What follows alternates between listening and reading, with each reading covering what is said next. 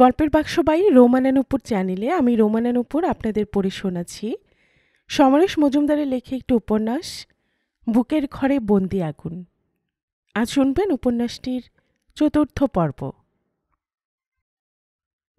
বিকেলে পেশেন্টদের দেখতে এলেন ডাক্তারবাবু। রোজ যেমন আসেন, সঙ্গে 2 নার্স। এতোয়ারে লক্ষ্য করল তার দিকে ডাক্তারবাবু একবারও তাকালেন না। ডাক্তারবাবু যখন একজন পেশেন্টকে বুকে স্টেথো চেপে পরীক্ষা করছেন, তখন দুটো গাড়ি এসে হাসপাতালের সামনে দাঁড়ালো। গাড়ি দুটো থেকে নেমে এলেন এই চা বাগানের চিফ অ্যাসিস্ট্যান্ট ম্যানেজার এবং পুলিশের পোশাক পরা ভারতীয় অফিসার। অ্যাসিস্ট্যান্ট ম্যানেজার গলা তুলে জিজ্ঞাসা করলেন, হোয়ার ইজ ডক্টর? ডক্টর কিধার? ছোট নার্স দৌড়ে বাইরে দরজায় গিয়ে উঁকি মেরে ফিরে এসে উত্তেজিত হয়ে বলল, সেকেন্ড ম্যানেজার পুলিশকে নিয়ে এসে আপনাকে ডাকছেন। ডাক্তারবাবু বড় নার্সকে রোগীর দায়িত্ব দিয়ে বাইরে বেরিয়ে ওদের দেখতে পেয়ে বললেন, গুড আফটারনুন স্যার, আসুন, ভেতর আসুন। চিফ অ্যাসিস্ট্যান্ট ম্যানেজার বললেন, একে নিশ্চয়ই আপনি চিনবেন না, আমিও আজ প্রথম দেখলাম। উনি বাজারহাট পুলিশ স্টেশনের চার্জ নিয়েছেন। ডাক্তার বললেন, গ্ল্যাড টু মিট ইউ।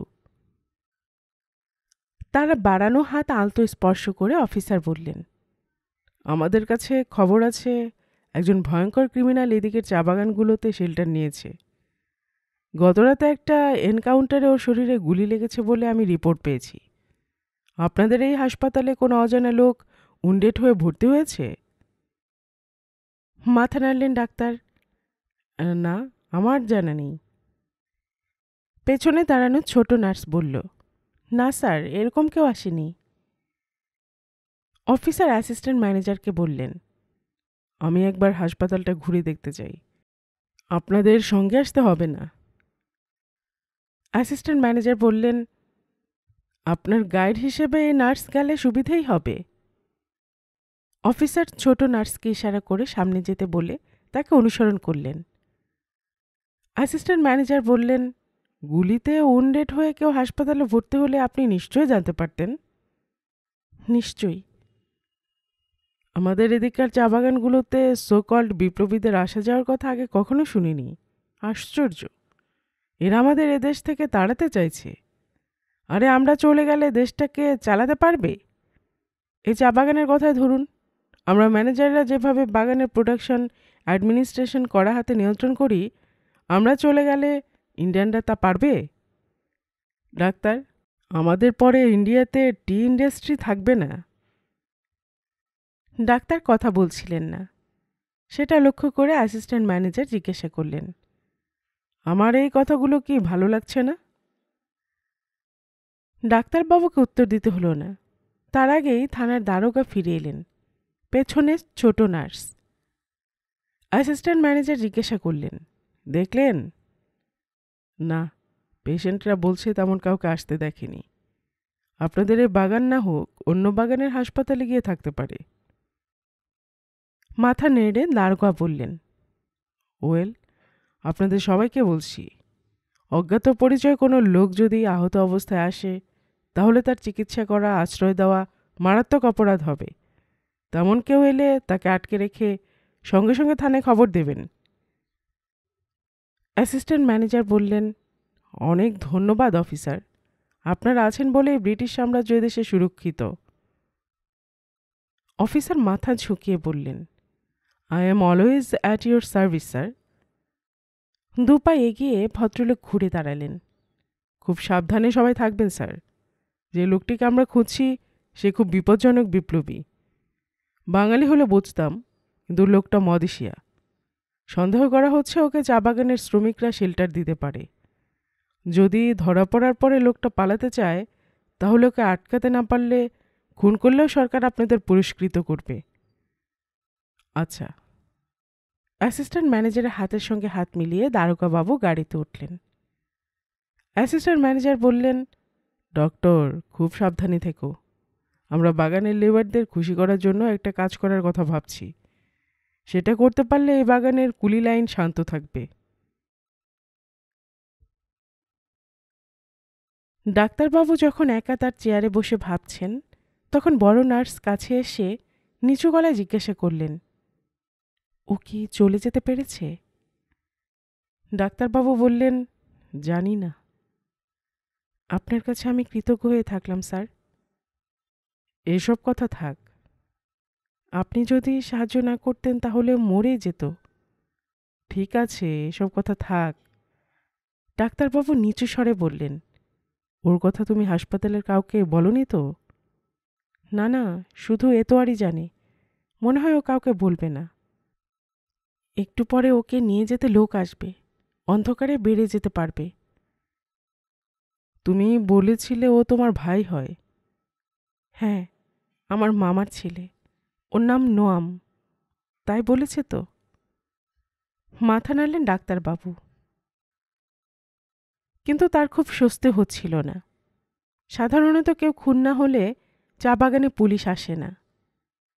শ্রমিকদের মধ্যে মারামারি হয়েছে, রক্ত ঝরেছে, তবু পুলিশ আসেনি। ক্ষুব্ধ শ্রমিকরাই থানায় গিয়েছে। আজ থানার বড়বাবু শটান চলে এলেন চা বাগানে। হাসপাতালে ঢুকে আহত লোকটির খোঁজ নিলেন। এর পেছনে নিশ্চয়ই উপর মহলের চাপ আছে।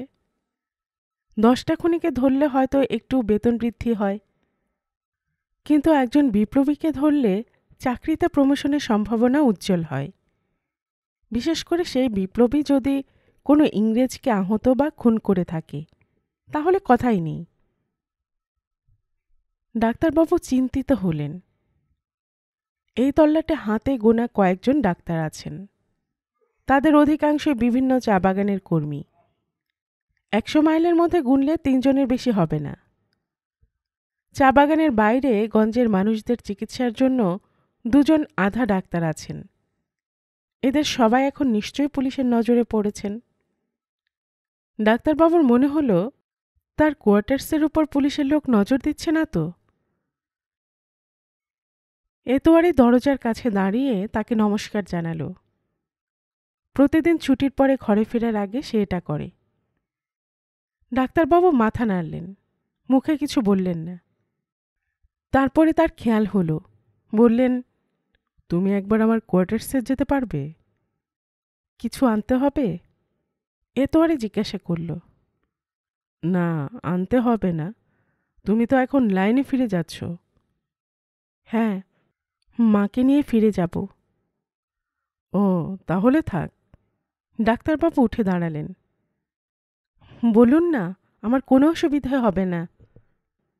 এতোয়ারি বলল। একটু ভাবলেন ডাক্তারবাবু। মেয়েটাকে বিশ্বাস করা যেতে পারে।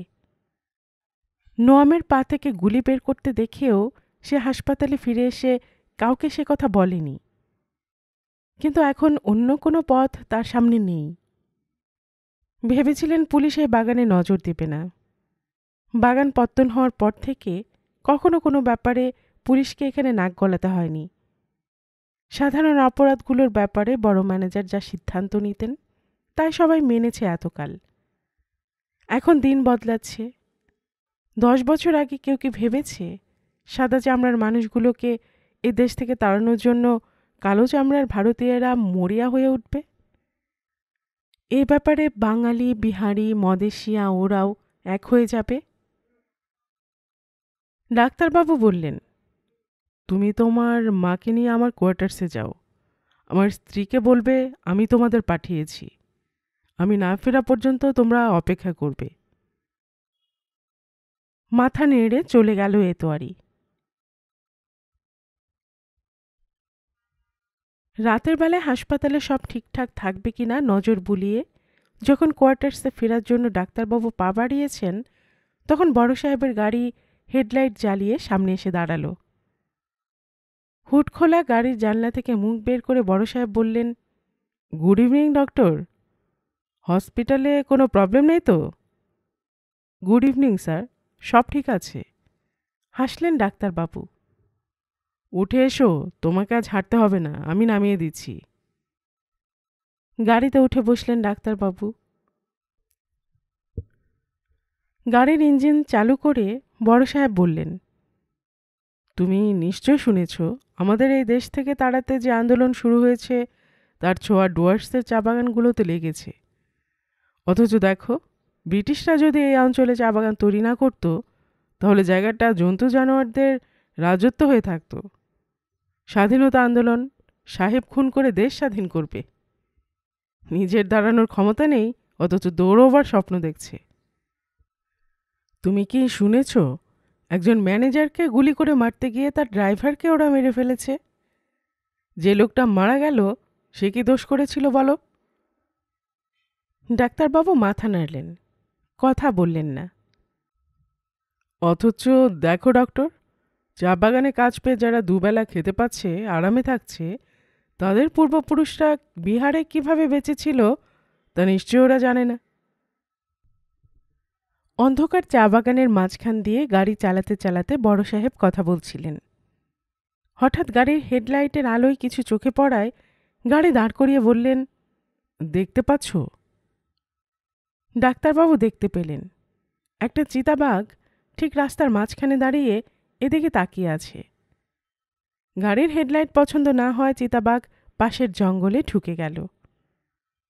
বড় সাহেব বললেন, আমি যখন প্রথমে এই চা বাগানে চাকরি করতে এসেছিলাম, তখন বাঘের সংখ্যা অনেক বেশি ছিল। সেটা 30 বছর আগের কথা। যাকে আমার মাঝে মাঝে ইচ্ছে হয় আমাদের কুলি লাইনের কিছু মানুষকে ওদের পূর্বপুরুষের দেশে পাঠাই, গিয়ে দেখে আসুক সেখানে ওদের আত্মীয়রা কেমনভাবে বেঁচে আছে। হাসলেন ম্যানেজার। অবশ্য তারা যদি এখনো বেঁচে থাকে তবেই জানা যাবে। ডাক্তারবাবু হেসে ফেললেন। বড় সাহেব জিজ্ঞাসা করলেন, আপনি হাসছেন? হাসছি কারণ ছেলেবেলায় পড়েছিলাম, সবকিছু আবার গোড়ায় ফিরে যায়। আপনি যা ভেবেছেন তা সত্যি অভিনব। যারা যাবে তারা ফিরে এসে পূর্বপুরুষের দেশের গল্প শোনাতে পারবে। ঠিক তাই, তখন এরা কম্পেয়ার করতে পারবে ওখানে থাকলে সুখে থাকতো না, এখানে সুখে আছে। ঠিক তাই, তখন এরা কম্পেয়ার করতে পারবে ওখানে থাকলে সুখে থাকতো না এখানে সুখে আছে। বড় সাহেব বললেন, এটা দেখলে স্বাধীনতার ভূত আর মাথায় উঠবে না। ক্রমশ গাড়ি চা বাগান ঘেঁষা কোয়ার্টার্সগুলোর সামনে পৌঁছে গেল। ডাক্তারবাবু বড় সাহেবকে ধন্যবাদ জানালে তিনি গাড়ি ঘুরিয়ে চলে গেলেন। এখনো অন্ধকার হালকা, খানিকটা দূরের গাছপালা ভালো দেখা যাচ্ছে না। ডাক্তারবাবুকে দেখে একটা লোক এগিয়ে এলো, কপালে আঙুল ছুঁয়ে বলল, সেলাম ডক্টর সাহেব, আপনি এসে গিয়েছেন, এবার আমি যেতে পারি। তুমি কি করছিলে এখানে? অর্ডার ছিল, বাইরের লোক এখানে লুকিয়ে আছে কিনা তা দেখা। রাত্রে বাঘের ভয়ে কেউ আসবে না, দিনের বেলাতেও কেউ আসেনি। কপালে আঙুল ছুঁয়ে লোকটা বড় রাস্তা ধরে চলে গেল। বাইরে দরজা শব্দ করতেই ডাক্তারবাবুর স্ত্রী দরজা খুলে বললেন, এসো, চা হয়ে গিয়েছে। ভেতরে ঢুকে দরজা বন্ধ করে ডাক্তারবাবু নিচু গলায় জিজ্ঞাসা করলেন, যে মেয়েটি দুপুরে এসেছিল সে কি ওর মাকে নিয়ে এসেছে? এসেছিল, আবার চলেও গিয়েছে। সে কি, ওকে যে আমি থাকতে বলেছিলাম? শুনেছি, কিন্তু আমি ওদের বাড়ি পাঠিয়ে দিয়েছি। অযথা ওদের বিপদে ফেলে কি হবে? মেয়েটা কিন্তু খুব সিরিয়াস ধরনের। কীরকম? বলে গেছে ও পেছনে নদীর ধারে রাত 10টা পর্যন্ত অপেক্ষা করবে, যদি দরকার হয় ওকে। বাহ! ডাক্তারবাবু ভেতরের ঘরে ঢুকে দেখলেন হ্যারিকেন জ্বলছে। তাদের বসার এবং শোয়ার ঘরগুলোতে হাজাক জ্বলে। নদীর স্রোত থেকে বিদ্যুৎ উৎপাদন করে শুধু ফ্যাক্টরির ইঞ্জিন চালানো হয়। শোনা যাচ্ছে খুব শিগগির শক্তিশালী ডায়নামো এনে ম্যানেজারদের বাংলো, বাবুদের কোয়ার্টার্সে বিদ্যুৎ সরবরাহ করা হবে। ডাক্তারবাবু লোকটাকে দেখলেন, খাটের পাশে টুলের উপর বসে আছে। ডাক্তারবাবুকে দেখেই নম কপালে আঙুল ছুঁয়ে নমস্কার জানালো। কেমন আছো এখন? খুব ব্যথা, তবে আগের চেয়ে ভালো। আমাকে যে পৌঁছে দিয়েছিল সে কি এসেছে? আমি একা হেঁটে যেতে বোধহয় পারবো না। নম বলল, না, এলেও আমার সঙ্গে দেখা করেনি। ডাক্তারবাবু বললেন। ও। নোয়ামের মুখে হতাশা ছড়িয়ে গেল। চিন্তা করো না, নিশ্চয়ই আসবে। কিছু খেয়েছো? হ্যাঁ, মা চা দিয়েছেন, চার মুড়ি। পকেট থেকে কতগুলো ট্যাবলেট বের করে নোয়ামকে দিলেন ডাক্তারবাবু। এখন একটা ট্যাবলেট খেয়ে নাও, আর একটা রাতের খাবার খেয়ে খাবে। মনে হয় দুদিনে তুমি অনেকটা ঠিক হয়ে যাবে। শুনে নোয়াম হাসল। ডাক্তারবাবু সেটা লক্ষ্য করেও কিছু বললেন না। নোয়াম বলল, আমার পক্ষে তো বেশি দূরে হেঁটে যাওয়া সম্ভব হবে না। কেউ যদি না নিতে আসে তাহলে আমি কি করব ভেবে পাচ্ছি না। তুমি যে আমার এখানে আছো তা তোমার দলের লোকেরা নিশ্চয়ই জানে। তারা নিশ্চয়ই তোমাকে নিরাপদে নিয়ে যাবে। তবে তোমার খোঁজে বাগানেও পুলিশের চর ঘুরে বেড়াচ্ছে। তাই যত তাড়াতাড়ি এখান থেকে বেরিয়ে যেতে পারো তত ভালো। ডাক্তারের কথা শেষ হতেই একটা হুইসেলের আওয়াজ ভেসে এলো, পরপর দুবার। সঙ্গে সঙ্গে নোয়াম উঠে দাঁড়ানোর চেষ্টা করল। আমি এবার যেতে পারি। ওই শব্দ কি তোমার দলের লোক করলো? হ্যাঁ, কিন্তু তুমি তো হেঁটে যেতে পারবে বলে মনে হচ্ছে না। অপেক্ষা করো, ওরা নিশ্চয়ই এখানে এসে তোমাকে নিয়ে যাবে। কথাগুলো বলে ডাক্তারবাবু ভেতরে চলে গেলেন। কিন্তু মিনিট 10 মধ্যেও কারো সাড়া পাওয়া গেল না। আধ ঘন্টা পরে ডাক্তারবাবু যখন সিদ্ধান্ত নিতে পারছেন না, তখন উঠোনের পেছনের দরজায় শব্দ হলো। ডাক্তারবাবুর স্ত্রী ভেতরের বারান্দায় গিয়ে চাপা গলায় জিজ্ঞাসা করলেন, কে? আমি। কাপা স্বর বেরিয়ে এলো মহিলা কণ্ঠ থেকে। ডাক্তারবাবুর স্ত্রী টর্চ জ্বাললেন। এ কি তুমি? পায়ে পেয়ে এতোয়ারি সামনে এসে দাঁড়ালো। আমি। ওফ, কি ব্যাপার, এত রাতে কেন ফিরে এলে? ডক্টর সাহেব এসেছেন? উত্তর দিতে হলো না। তার আগে ডাক্তারবাবু বেরিয়ে এলেন। কি হয়েছে? ওকে নদীর ধারে নিয়ে যেতে বলল। এতোয়ারি বলল। কে বলল? ওর বন্ধু। এদিকে আসতে ভয় পাচ্ছে। বলল ওকে শাড়ি পরিয়ে নিয়ে গেলে বিপদ হবে না। বলল তাড়াতাড়ি করতে। তোমাকে কি লোকটা চেনে? না, বড় নার্স ওকে নিয়ে আমার কাছে এসেছিলেন। বললেন লোকটা এখানে এলে বিপদ হতে পারে। আমি যদি নদীর ধারে পৌঁছে দেই, ও লাইনের পাশ দিয়ে নিয়ে যেতে পারবে। এতোয়ারি বলল। ডাক্তারবাবুর স্ত্রী জিজ্ঞাসা করলেন, তুমি যে কাজটা করতে এসেছ তার জন্য পুলিশ তোমাকে ধরে জেলে ঢুকিয়ে দিতে পারে, তা কি জানো? একটু চুপ করে থেকে এতোয়ারি বলল, কাজটা নিশ্চয়ই ভালো কাজ, না হলে ডক্টর সাহেব বলতেন না। এতোয়ারিকে বাইরে দাঁড় করিয়ে রেখে ওরা ভেতরে চলে গেলেন। এতোয়ারি আকাশের দিকে তাকালো। আজ আকাশে আলো নেই। মেঘের পরে মেঘ জড়িয়ে যাচ্ছে আকাশে। ঘরে ফিরে ওরা বাবাকে চুপচাপ বসে থাকতে দেখেছিল। এতোয়ারিকে অবাক করে ওর মা জিজ্ঞাসা করেছিল বাবার সামনে দাঁড়িয়ে, খিদে পেয়েছে? বাবা যতটা অবাক হয়ে মাথা নেড়ে হ্যাঁ বলেছিল, তার চেয়ে অনেক বেশি অবাক হয়েছিল এতোয়ারি। মা এতোয়ারির দিকে তাকিয়ে হেসে বলেছিল, আজ আমি ভাত চাপাই। শাড়ি পাল্টে মা যখন হাত মুখ ধুতে গেল, তখন এতোয়ারির মনে হচ্ছিল আজ মা যেন অন্যরকম, একটু খুশি খুশি ভাবভঙ্গি। শেষ কবে মাকে এরকম সে দেখেছে মনে পড়ল না। ডাক্তারবাবুর গলা কানে এলো, এই মেয়েটির সঙ্গে যাও। এতোয়ারি দেখল একটা সাধারণ শাড়ি পরা ঘোমটা মাথায় দেওয়া মহিলাকে অস্পষ্ট দেখা যাচ্ছে। ডাক্তারবাবু বললেন, ওর নাম এতোয়ারি, ওকে বিশ্বাস করতে পারো। তোমার পা থেকে যখন গুলি বের করছিলাম তখন ওর সাহায্য দরকার হয়েছিল। এতোয়ারি, ওকে সাবধানে নিয়ে যাও। ঘোমটার আড়াল থেকে পুরুষ কণ্ঠ প্রশ্ন করল, যে পাঠিয়েছে তার নাম কি? তোমাদের বড় নার্সের সঙ্গে কে ছিল? একজন ছিল, নাম বলেনি আমাকে। একটু যেন দ্বিধায় পড়ল শাড়ির আড়ালে থাকা লোকটা। তারপর পা বাড়াল। বোঝা যাচ্ছিল পা ফেলতে কষ্ট হলেও সেটা সহ্য করছে সে। খুঁড়িয়ে হাঁটলেও নদীর ধারে পৌঁছতে 6 মিনিটের বেশি লাগল না। এতরই মনে হচ্ছিল লোকটাকে বলে সুবিধে হলে তার কাঁধ ধরতে পারে, কিন্তু সংকোচে বলতে পারছিল না। নদীর ধারে পৌঁছানো মাত্র অন্ধকার ফুঁড়ে দুটো লোক বেরিয়ে এলো। চাপা গলায় নোয়ামের সঙ্গে কথা বলে একজন এগিয়ে এলো এতোয়ারির সামনে। অনেক ধন্যবাদ তোমাকে, তুমি এবার ঘরে ফিরে যাও। মাথা নেড়ে নদীর জলের দিকে পা বাড়াচ্ছিল এতোয়ারি।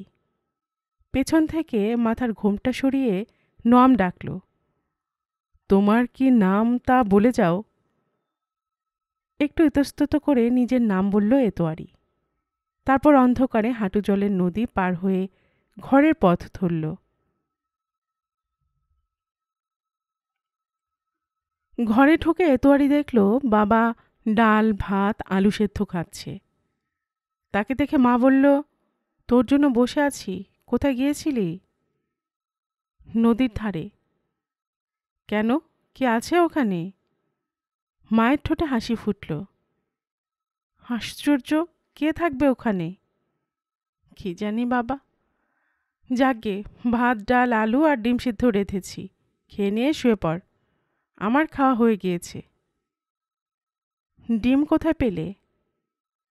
দুটো ডিম হাসপাতাল থেকে চেয়ে নিয়ে এসেছিলাম। ঠিক করনি, হাসপাতালের জিনিস বাড়িতে আনা ঠিক নয়। কথাটা শুনে মা ঠোঁট মোচড়াল।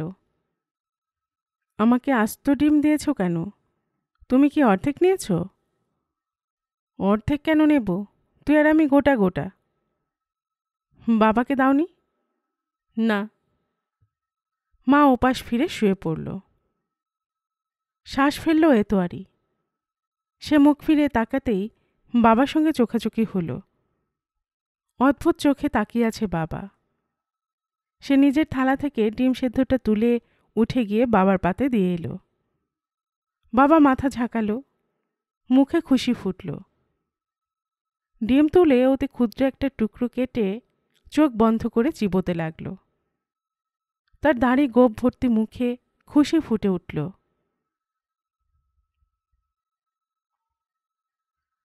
মধ্যরাতের চিৎকার চেঁচামেচিতে ঘুম ভেঙে গেল।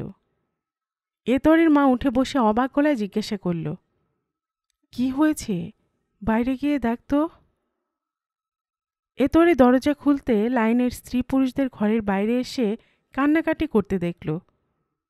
তারপরে টর্চ হাতে পুলিশদের উপর চোখ পড়ল তার। লোকগুলো এক হাতে টর্চ অন্য হাতে লাঠি উঁচিয়ে কুলিয়ে বসতে তছনছ করতে করতে এগিয়ে আসছে। অন্ধকার এখন অনেক পাতলা হয়ে এসেছে। লোকগুলো পাশের ঘর ভাঙচুর করে এগিয়ে আসতেই এতোয়ারি গলার শিরা ফুলিয়ে চিৎকার করল, আই খবরদার!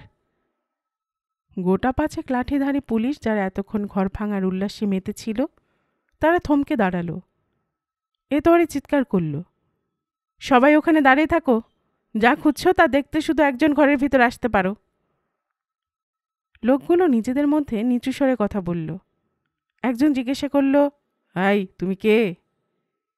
আমি হাসপাতালে কাজ করি, একজন আসতে পারো। নিজেদের মধ্যে মুখ চাওয়াচাওয়ি করে একজন এগিয়ে এলে এতোয়ারি দেখল পুলিশটির বয়স হয়েছে। ঘরের ভেতর লোকটা ঢোকা মাত্র মায়ের আর্তনাদ শোনা গেল। দরজার কাছে ছুটে গিয়ে এতোয়ারি জিজ্ঞাসা করল, কি হয়েছে? যে ঢুকেছিল সে দ্রুত বাইরে বেরিয়ে এলো। কিছু করিনি, মায়েরই বলছি, বুড়ি কেন যে ভয় পেল জানি না। ততক্ষণে মা এসে দাঁড়িয়েছে দরজায়, চিৎকার করে বলল, হ্যাঁ তুই কাকে বুড়ি বলছিস? তোর বউ বুড়ি, তোর মেয়ে বুড়ি, রাত দুপুরে শোয়ার ঘরে ঢুকে হামলা করছিস, লজ্জা করে না? এতরে অবাক হয়ে দেখল লোকটা কথা না বলে তার দলের কাছে চলে গেল। দলের একজন চেঁচিয়ে জিজ্ঞাসা করল, তোমরা কোনো বাইরের লোককে আজ লাইনে ঢুকতে দেখেছ? কেউ জবাব দিল না। লোকটি বলল, জবাব না দিলে সবাইকে ধরে জেলে ঢোকাবার অর্ডার আছে। একজন মিনমিন করে বলল, কোনো নতুন লোক লাইনে আসেনি। বেশ, নতুন কাউকে দেখলে সঙ্গে সঙ্গে থানায় খবর দেবে। পুলিশগুলো চলে যাওয়ার পর সবাই যে যার ঘরে ঢুকে গেল। কিন্তু ঘরে ঘরে তখন এতোয়ারিকে নিয়ে আলোচনা শুরু হয়ে গেল। আজ পর্যন্ত কোনো কুলির মেয়ে বউ পুলিশকে ধমক দিয়ে কথা বলার সাহস করেনি। হাসপাতালে চাকরি পাওয়ার পর থেকে এতোয়ারির মধ্যে একটু একটু করে যে পরিবর্তন দেখা যাচ্ছে তা কেউ কেউ বলতে লাগল। এতোয়ারি মায়ের দিকে তাকাতে মা হাসল। চল শুয়ে পড়ি, এখনো রাত শেষ হতে ঢের দেরি আছে। মা ভেতরে ঢুকে গেলেও কিছুক্ষণ দাঁড়িয়ে রইল এতোয়ারি। মা যেন অনেক বদলে যাচ্ছে।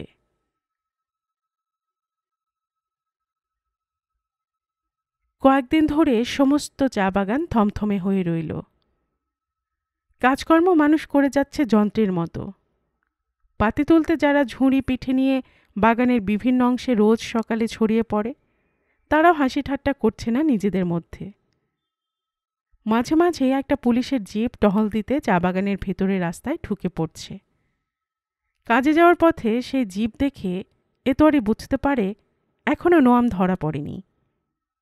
নোয়াম নিশ্চয়ই একা সাহেবদের সঙ্গে, পুলিশের সঙ্গে লড়াই করছে না। পুলিশ যে নোয়ামকে ধরতে কাল রাত থেকে এভাবে খোঁজাখুঁজি করছে, তাতে বোঝা যাচ্ছে লোকটা সাধারণ মানুষ নয়। হাসপাতালে এসে অবাক হলো এতোয়ারি। আজ আউটডোরে ওষুধ নিতে খুব কম রোগী এসেছে। ডাক্তারবাবুর আসার সময় এখনো হয়নি। তাকে একলা পেয়ে বড় নার্স ডেকে বললেন, তোর জন্য কাল নোয়াম পালিয়ে যেতে পারল। তুই যে কাল কী উপকার করেছিস জানিস না। মনের মধ্যে যে প্রশ্ন বুঝকুড়ি কাটছিল সেটা উগরে দিল এতোয়ারি। ওকে পুলিশ খুঁজছে কেন? পুলিশ হলো ইংরেজদের চাকর, ইংরেজরা হলো বিদেশি, জোর করে আমাদের দেশ দখল করে মালিক হয়ে আছে। ওদের তাড়িয়ে দেশকে স্বাধীন করতে আন্দোলন শুরু করেছিল আমরা। মুশকিল হলো আমাদের এই দেশের কিছু লোক ইংরেজদের পাঁচাটা হয়ে আছে। মাথা নাড়লেন বড় নার্স। একটু একটু মাথায় ঢুকছিল। এতদিন সে ধনুবুড়োর মুখে শুনে এসেছে তাদের একটা দেশ আছে, সেটা অনেক দূরে। সেই দেশ থেকে তাদের পূর্বপুরুষদের ট্রেনে চাপিয়ে এখানে আনা হয়েছিল। ধনুবুড়ো সেই দেশে ফিরে যাওয়ার স্বপ্ন দেখত। বেচারার স্বপ্ন বাস্তব হয়নি।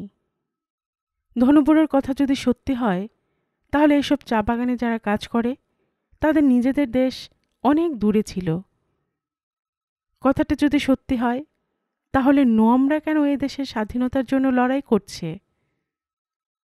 উত্তরটা মাথায় ঢুকছিল না এতোয়ারির, বরং মনে প্রশ্ন জাগছিল, যে দেশ ছেড়ে তাদের পূর্বপুরুষেরা এখানে এসেছিল সেই দেশটাকেও কি ইংরেজরা দখল করে আছে?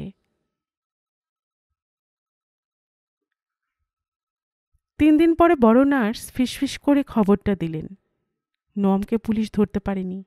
ও এখন আসামের চা বাগানে চলে গিয়েছে। শোনা মাত্র নোয়ামের পায়ের কথা মনে এলো। এতোয়ারি জিজ্ঞাসা করল, ওর পা ঠিক হয়ে গেছে? নিশ্চয় কিছুটা ঠিক হয়েছে, না হলে গেল কি করে? বড় নার্স গলা আরও নামিয়ে বললেন, এসব কথা কাউকে যেন বলে ফেলিস না।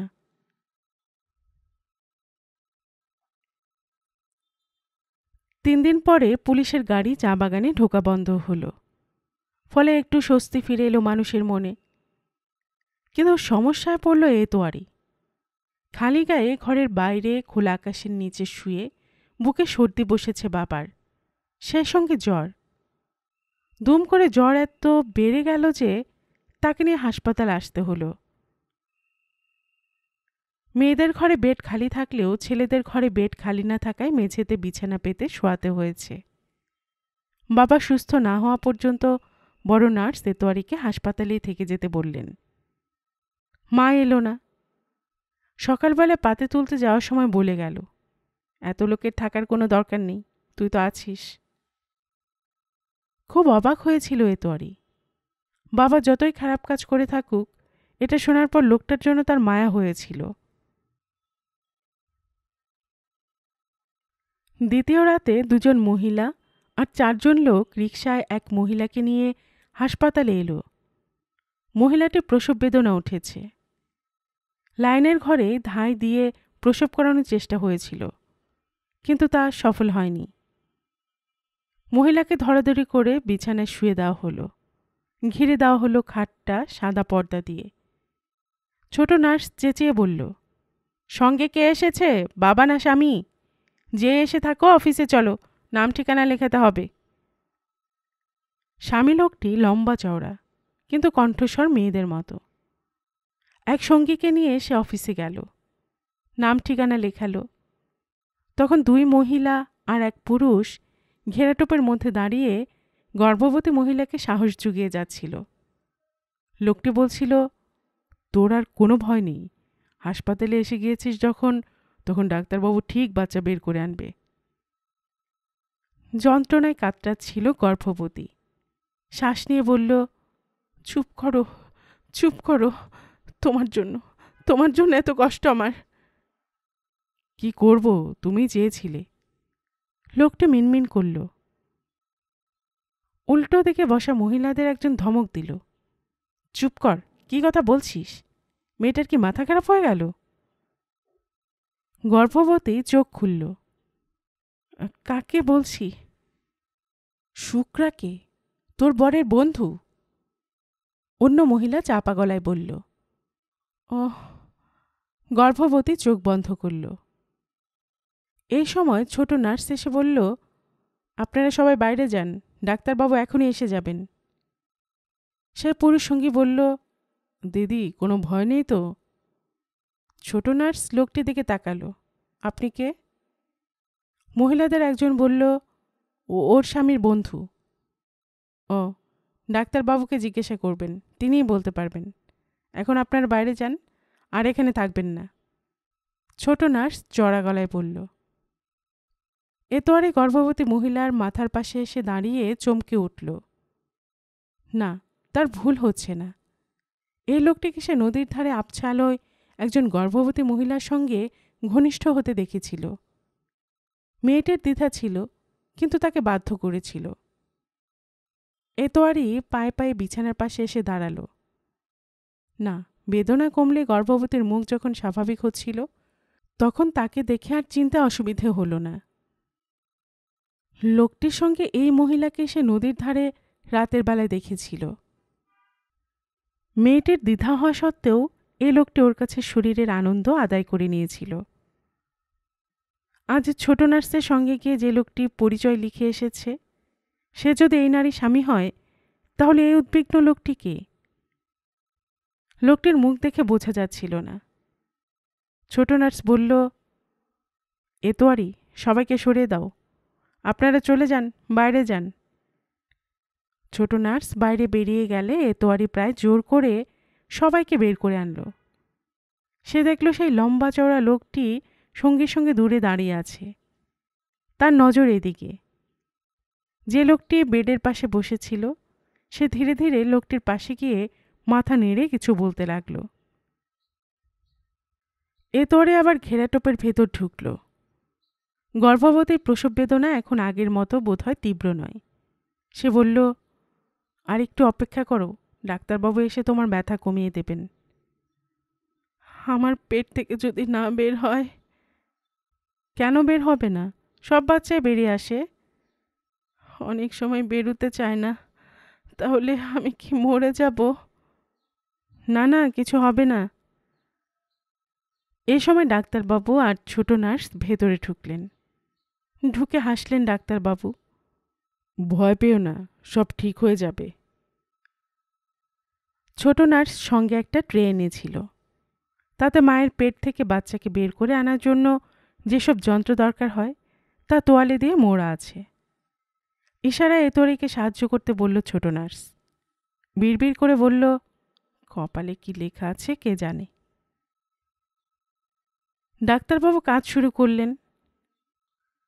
গর্ভবতী যাতে হাত পা না ছুটতে পারে, তার দাঁত যাতে ঠোঁটে না বসে যায়, তার ব্যবস্থা করে ডাক্তারবাবু শিশুকে মায়ের গর্ভ থেকে বের করে আনার চেষ্টা শুরু করলেন যন্ত্রের সাহায্যে। বেশ সময় লাগলেও শেষ পর্যন্ত শিশুকে পৃথিবীর আলোয় নিয়ে আসতে সক্ষম হলেন ডাক্তারবাবু। গর্ভবতী সামনে শরীর মুচড়ে যাচ্ছিল। শিশু বেড়ে যাওয়ার পর ধীরে ধীরে স্থির হল।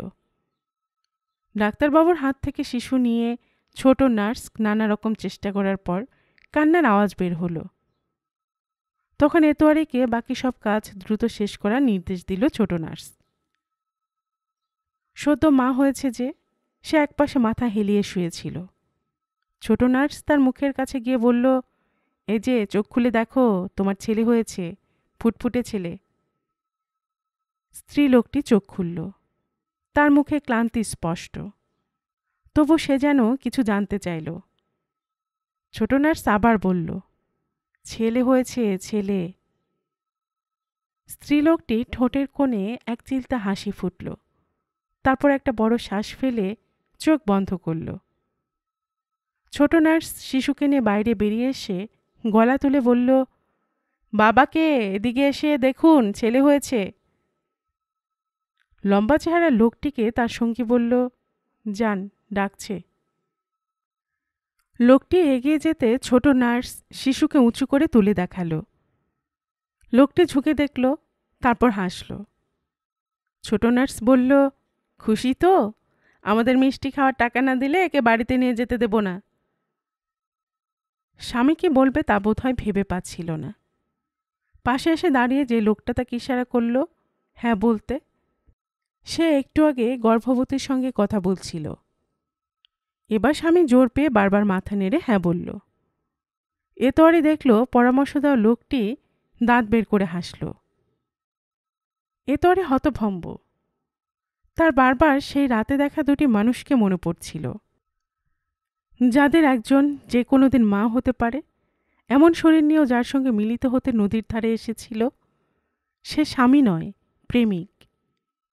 আজ সন্তানের জন্ম দেওয়ার সময় সে যখন প্রচণ্ড কষ্ট পাচ্ছিল, তখন তার জন্য উদ্বিগ্ন মুখে পাশে বসেছিল সেই প্রেমিকই। স্বামী আছে কিন্তু থেকেও নেই।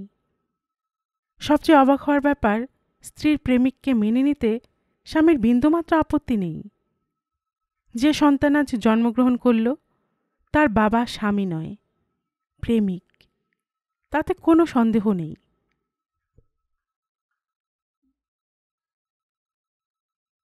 গল্পের বাক্স বাই রোমানা নুপুর চ্যানেলে আমি রোমানা নুপুর এতক্ষণ আপনাদের পড়ে শোনাচ্ছিলাম সমরেশ মজুমদারের লেখা একটি উপন্যাস, বুকের ঘরে বন্দি আগুন, এর ৪র্থ পর্ব। এরপরে আসছে ৫ম পর্ব। আপনারা যারা এতক্ষণ গল্পের বাক্স বাই রোমানা নুপুর চ্যানেলের গল্প নতুন শুনছেন, আপনাদের সুবিধার্থে একটি বিনীত অনুরোধ, যদি আপনারা আরও এমন উপন্যাস শুনতে চান, তবে নিচে সাবস্ক্রাইব বাটনে একটি ক্লিক করে রাখুন ও একটি লাইক করে রাখুন। এতে এই চ্যানেলের ভিডিওগুলি খুঁজে পেতে আপনাদের সুবিধা হবে। আর পাশে থাকা বেল বাটনটিও চেপে রাখুন, যাতে নতুন কোনো গল্প দেওয়ার সাথে সাথে বা উপন্যাস ও পর্ব দেওয়ার সাথে সাথেই আপনাদের কাছে নোটিফিকেশন চলে যায়। সবসময় সবাই খুব ভালো থাকুন, সুস্থ থাকুন ও আনন্দে থাকুন, এই প্রার্থনা রইল।